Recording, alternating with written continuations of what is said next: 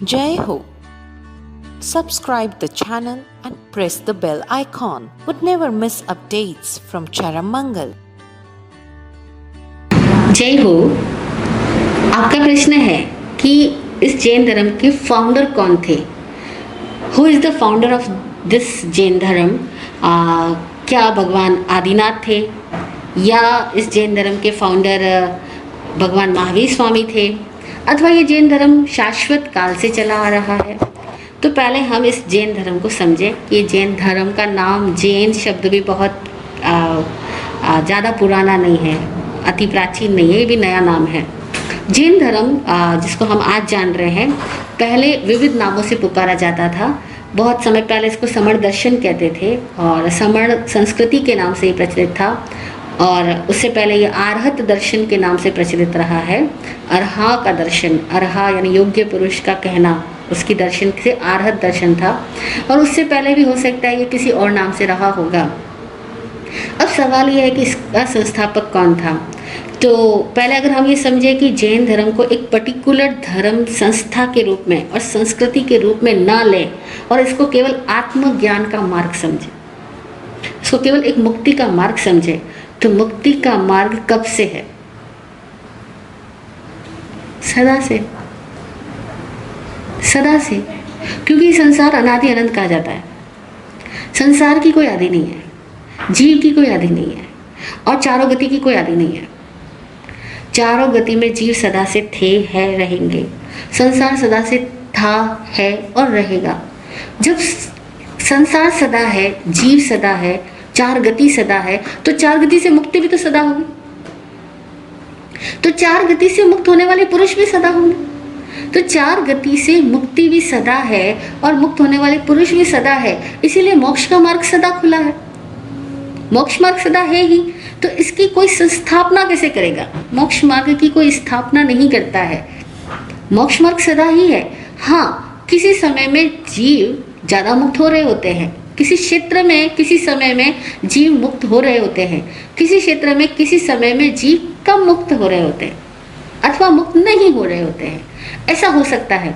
लेकिन पूरे अस्तित्व की अपेक्षा से हम बात करें, विश्व की अपेक्षा से हम बात करें, लोक की अपेक्षा से अगर हम बात करें, तो इस पूरे लोक के अंदर ऐसा कोई समय नहीं था जबकि जीव मुक्त नहीं हो रहे थे, नहीं हो रहे हैं या नहीं हो रहे होंगे। तो मुक्त होने वाले जीव भी सदा है, तो मुक्त का मार्ग भी सदा है, और इस मुक्ति के मार्ग का नाम ही तो जिन मार्ग है, मोक्ष मार्ग है, या समण संस्कृति है, या समण दर्शन है, या जैन दर्शन है, या आर्हत दर्शन है। इसको विविध नामों से पुकारा जा सकता है, लेकिन ये तो सदा ही है। इसीलिए ये जैन धर्म का कोई पर्टिकुलर संस्थापक हो ऐसा नहीं है, क्योंकि जैन धर्म का मतलब इटसेल्फ ये है कि मुक्त होने का मार्ग, मुक्ति का मार्ग, ठीक है ना। तो मुक्ति का मार्ग सदा है, इस अपेक्षा से समझना। तो अस्तित्व के प्रवाह की अपेक्षा से इस मोक्ष मार्ग का या मोक्ष मार्ग के कथन करने वाले का कोई पर्टिकुलर डे जन्म हुआ हो, पर्टिकुलर तिथि को हुआ हो, या पर्टिकुलर व्यक्ति ने इसको जन्म दिया हो, ऐसा नहीं है। तो हम इस नए से बात करें, इस व्यू पॉइंट से बात करें, तो मोक्ष मार्ग शाश्वत है। इसीलिए आर्हत दर्शन भी शाश्वत है, समण दर्शन भी शाश्वत है। अब दूसरी बात से बात करें कि क्या ये शब्द जिसको आज हम जैन कह रहे हैं, समण कह रहे हैं, आर्हत कह रहे हैं, क्या ये भी शाश्वत है?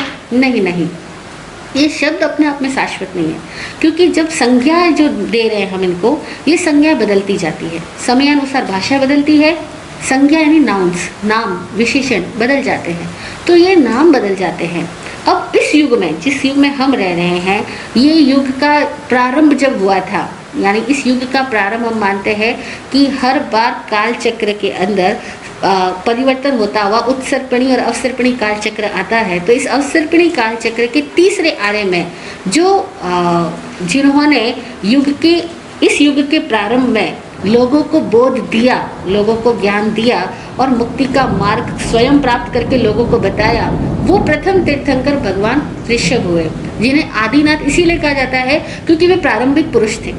वो प्रथम पुरुष थे जिन्होंने मोक्ष मार्ग का ज्ञान जनता को उस समय में दिया था।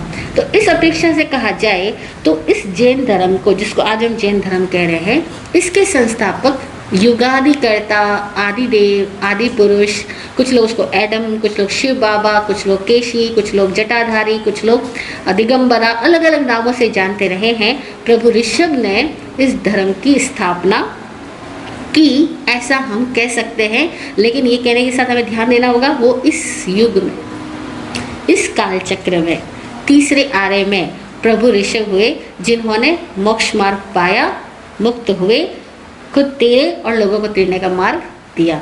और उसी युग प्रवाह में हम चले आ रहे हैं। तो प्रथम तीर्थंकर ऋषभ देव हुए, फिर दूसरे अजितनाथ स्वामी, तीसरे संभवनाथ स्वामी, ऐसे करते हुए 24वें तीर्थंकर वर्धमान महावीर स्वामी जी हुए हैं। और वर्धमान महावीर स्वामी जी के बाद में उनकी चली आ रही वाणी के द्वारा हमें ज्ञान प्राप्त हुआ है। तो हम कह सकते हैं कि इस युग के जैन दर्शन के संस्थापक या आर्य धर्म के संस्थापक या समण दर्शन के संस्थापक या इस मोक्ष मार्ग की बात बताने वाले प्रथम पुरुष प्रभु ऋषभ देव हुए हैं। वैसे ये मोक्ष मार्ग शाश्वत है, ना इसका कोई प्रथम करता है, ना कोई इसका अंतिम करता है। ये शाश्वत प्रवहमान ही रहेगा। जीव चारों गति में जाता है, ऐसे मुक्त भी होते हैं, और मुक्त होने वालों का मार्ग ही सत्य मार्ग, ज्ञान मार्ग, बोधि मार्ग या जिन मार्ग है। जय हो।